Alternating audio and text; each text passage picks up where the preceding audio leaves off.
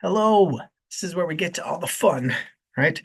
Matthew 24, known for its eschatology, for its end times talk and chat, and all of that. So it's pretty exciting, a very contested chapter of Matthew. It appears in the other Gospels, but Matthew's is the sort of standard for this. Most people, like if you're looking at a discussion of the Olivet Discourse, it usually refers to sort of Matthew as the standard, and then other ones are referenced off from it. So this is a good one to cover it, right? As with anything, right? There's two major camps in the way this is interpreted in general. So in eschatology, it sort of spreads out from there a little bit, but just for this chapter specifically, two ways you can look at this. You can look at this as virtually all of it is discussing, or all of it is discussing judgment in 70 AD. Or you can look at that there is a large section in the middle that is at some future date, right? That's your main two sort of camps. Uh, sorry. Um, those that follow one or the other camp, of course, say theirs makes perfect sense and the other one doesn't make any sense, right? Just with anything, there are a very intelligent, competent, excellent, God-fearing men on either side of this debate. So pretending otherwise is not very humble or fair to those people, right? So why is there a discord? Why is there a debate? What is causing that, right? So, well, if you are in the let's pick one, let's say the 70 AD camp, right? You look at this and say, this setup that we've covered at the end of chapter 23 and comes in here very specifically says this is happening now. Jesus is talking about the actual temple. He's saying, hey, by the way, this is the temple. It's going to go down. It's going to be destroyed, as we talked about in 70 AD. Right? And it finishes later on with verse 34. It says, again, basically, this generation will not come to pass. It's got very sort of current times language. So this does, in many ways, link to Revelations. And in Revelations, the beginning of Revelation has some very clear and obvious, irrefutable near-term comments. Right? All of this is coming to pass. Within a generation is generally conceived to be 40 years. 40 years after Jesus, is 70 AD when the temple is destroyed.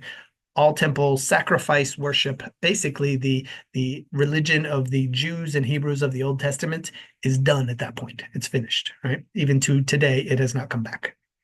So that judgment that happened in 70 AD happened within a generation of this prophecy. So therefore, they say this is all about that. Tricky part is you get into the middle, and there is some very what they would call prophetic language about you know the moons and earthquakes and et cetera, et cetera. So they have to explain that very prophetic language and how that could be applied to 70 AD. If you take the future date, that you say, hey, all of this language that is talking about these things is easy to understand because that is a future reckoning that's going to happen when Jesus comes again a second time, right? So that is a future date. So it's easy to explain all of this stuff because that's happening in the future. But then they have to tap dance around the fact that before and after it, it talks specifically about near-term times, right? So I'm not saying either one is right or wrong. I'm trying to be a little bit impartial in the explanation of why there would be two interpretations, right?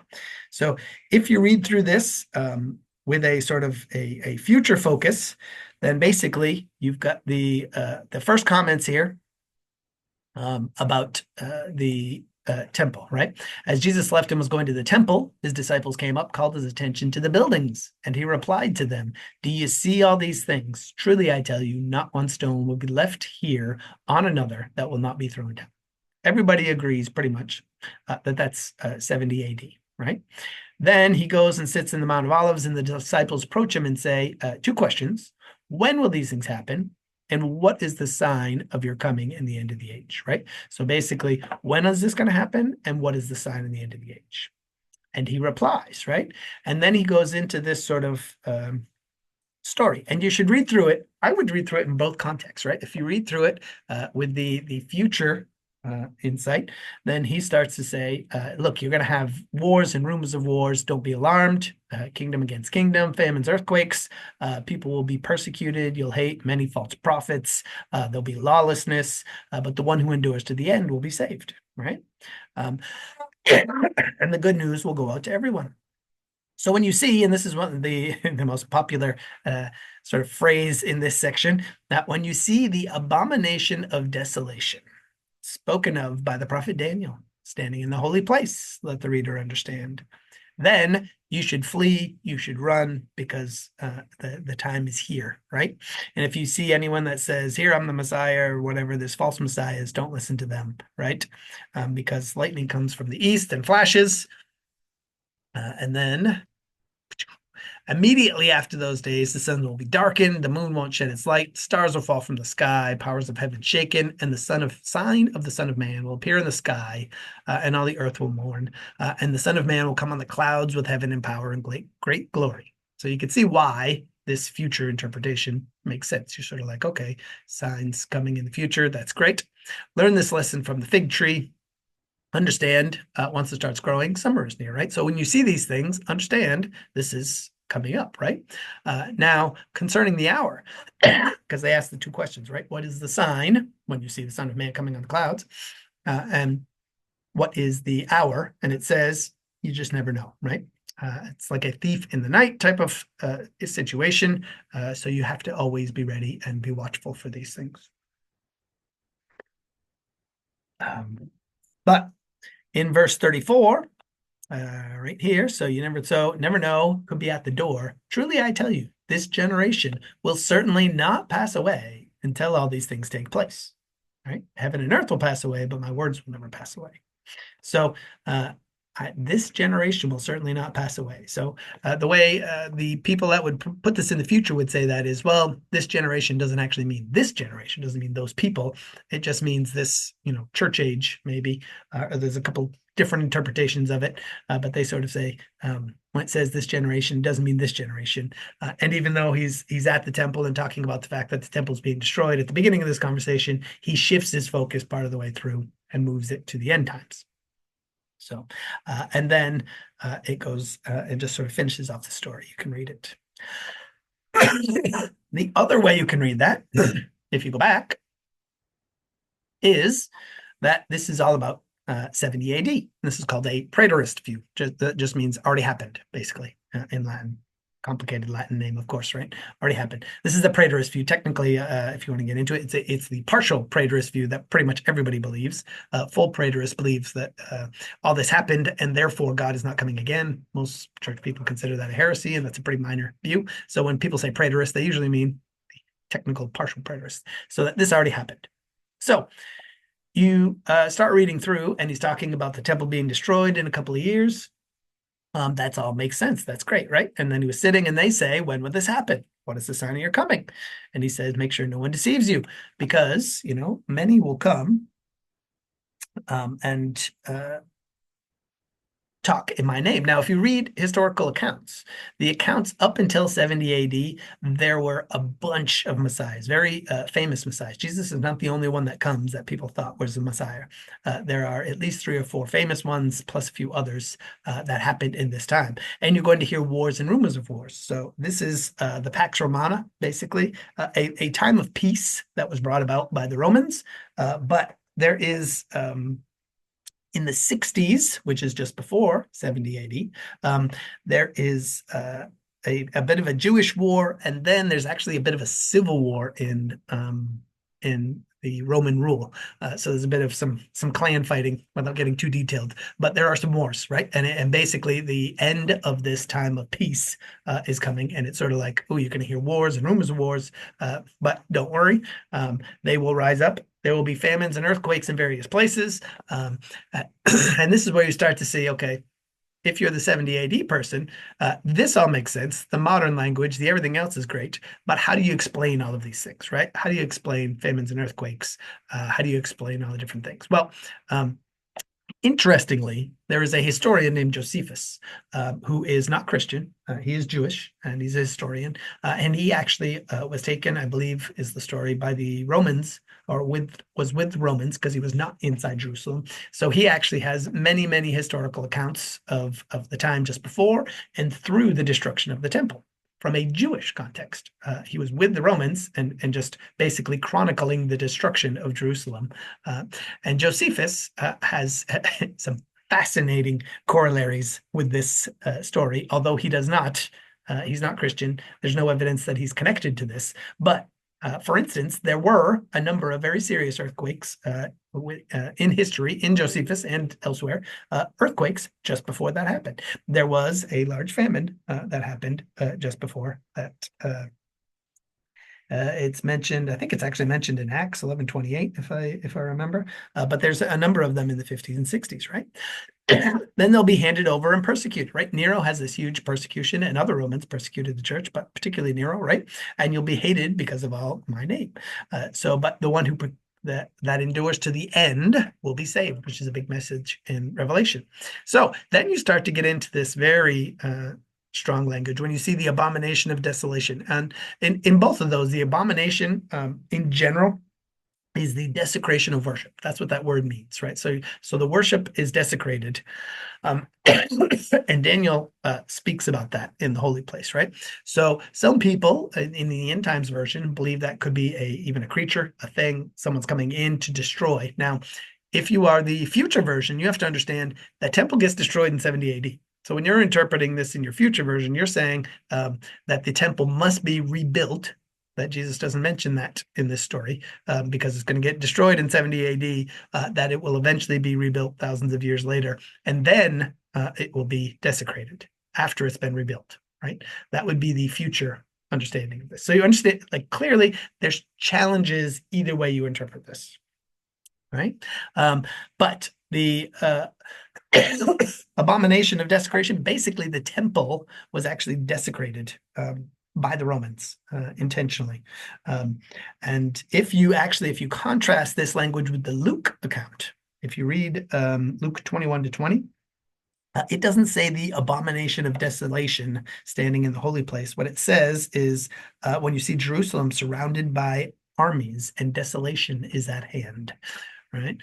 So the preterist view of this is basically that this whole section where it goes on and it talks about the moon and the stars and other things is actually prophetic language for when it says that Jesus is coming on the clouds, for instance, right? That is a phrase that's used in the Old Testament when God is judging nations, right? It says that he's coming on the clouds in judgment. In reality, what's happening is there is a human army coming in, Babylonians, Assyrians, whatever, to execute that judgment. But the prophetic language is that God is coming on the clouds for this judgment, right? So that is what the preterists would believe. So basically, they're saying this 70 AD judgment is coming, and he's saying, hey, by the way, when you see the armies around, the way it's written in Luke, around Jerusalem, then you better get out of there because this is going down, right? And what actually happens is they destroy the temple to the point where they take every stone down. They believe that there's potentially gold dust. I'm not sure about that whole story, but basically they do actually desecrate it. That's why the temple is no longer there. They have the Wailing Wall that you wail at underneath. That's because it's basically only the part that was underground that's even left because they destroyed the temple and Jerusalem. And they killed potentially millions of people. It was one of the largest slaughters known in history during that 70 AD. It was pretty crazy.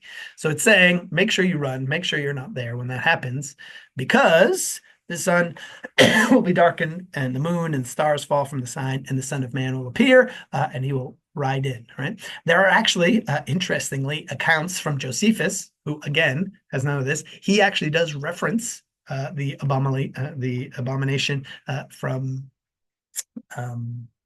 Daniel, and he also mentions visions in the sky, multiple people accounting visions of chariots in the sky coming in. So it's crazy, Josephus. There's all these different things of when it goes into even revelations and stuff of the blood that was in the streets and they killed all these people and whatever. The the correlation between Josephus's history and these prophetic books is actually incredible. So in the end, that's what's coming, and you find out all about that. So you can read through those two.